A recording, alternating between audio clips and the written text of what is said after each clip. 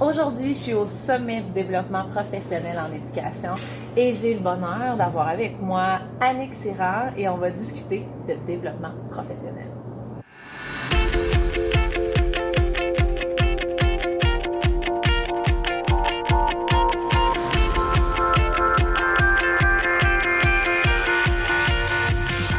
Annick! Oui! Bonjour! Salut! Annick, ça fait 2 fois qu'on se rencontre. Mhm. Et chaque fois, c'est au sommet du développement professionnel en éducation.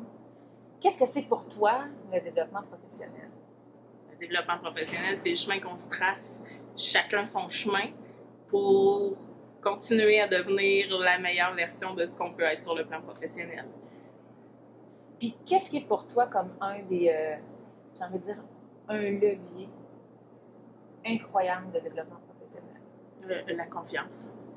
La confiance en ce que l'autre est, et la confiance en ce que l'autre peut m'apporter. La confiance en ce que je peux apporter aussi à l'autre. Et là, je parle de reconnaissance.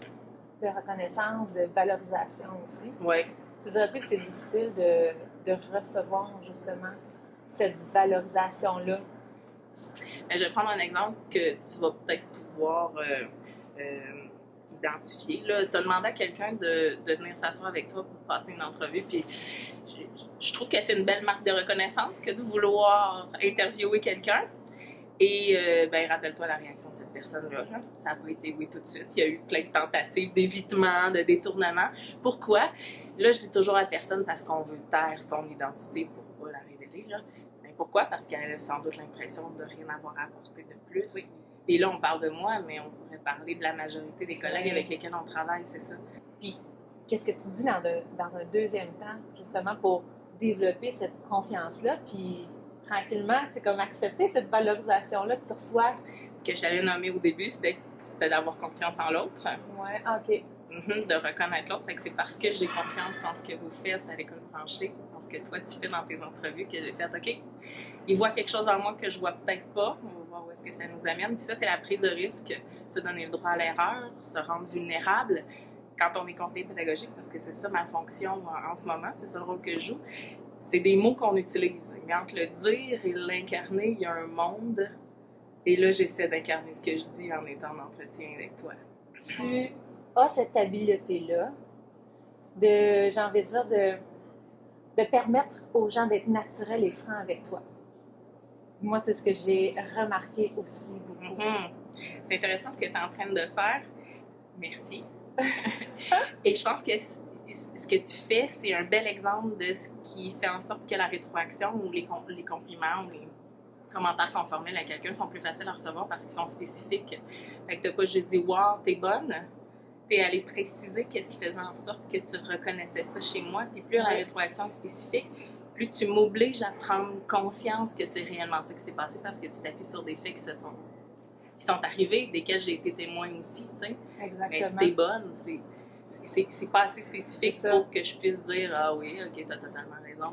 Bonne en quoi? Qu'est-ce que tu as vu? Qu'est-ce que tu as remarqué? Oui. Effectivement.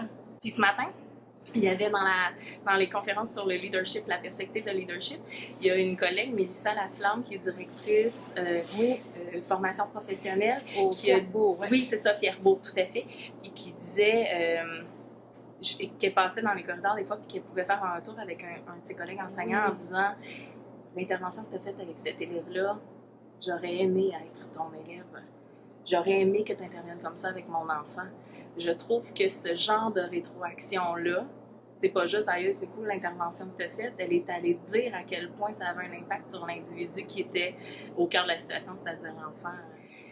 Puis c'est pour ça que j'ai l'impression que la valorisation dont on parle, souvent on a l'impression qu'elle vient de l'extérieur, se faire reconnaître par l'extérieur. La difficulté qu'on a à accepter les compliments ou à prendre les commentaires, je pense que ça montre que la valorisation de l'intérieur, on gagnerait à la nourrir aussi.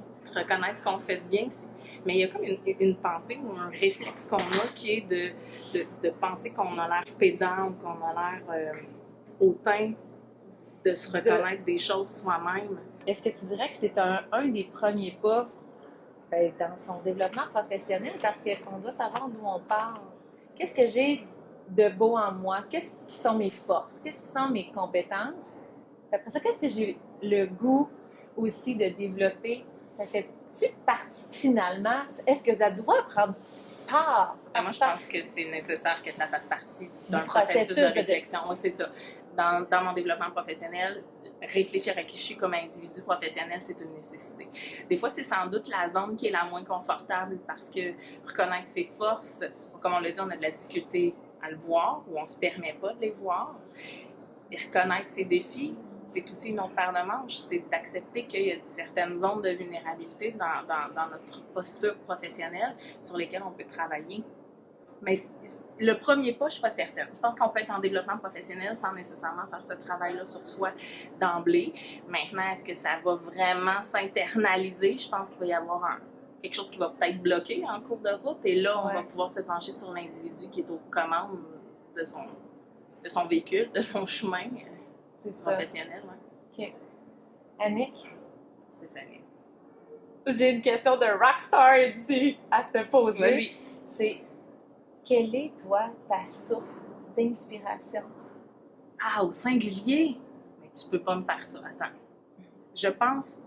OK, je vais réussir le défi. Je vais identifier une personne. C'est Mary Runworth. Elle est directrice adjointe au Teachers College à l'Université de Columbia à New York.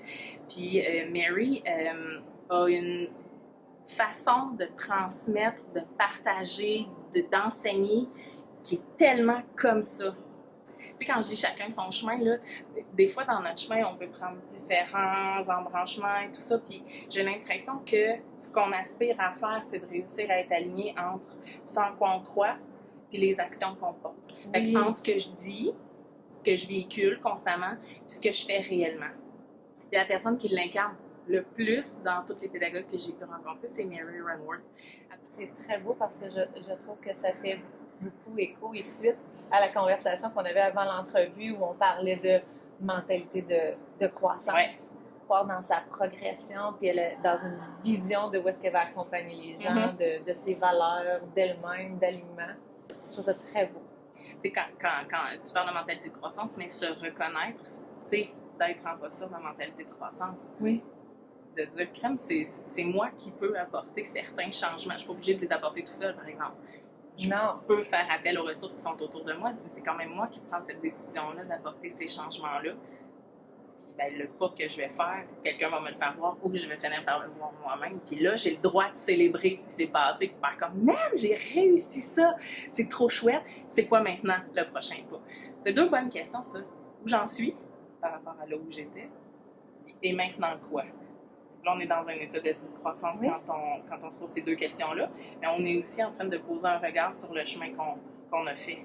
Je te remercie vraiment beaucoup d'avoir accepté de partager ce moment-là avec nous à l'École branchée. Et je vous invite à vous inscrire à l'écolebranchée.com/hebdo pour continuer de recevoir toute l'actualité pédagogique qu'on prépare pour vous.